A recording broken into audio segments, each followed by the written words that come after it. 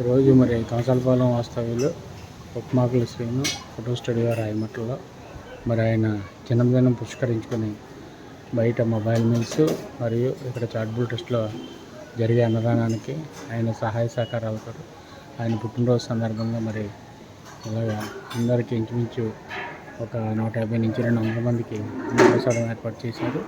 మరి ఆయనకి మా అందరి తరపున, మా ట్రస్ట్ తరపున, వీళ్ళందరూ అన్నార్థులు అందరి తరపున హృదయపూర్వక జన్మదిన శుభాకాంక్షలు తెలుపుకుంటున్నాం శ్రీనివాస్.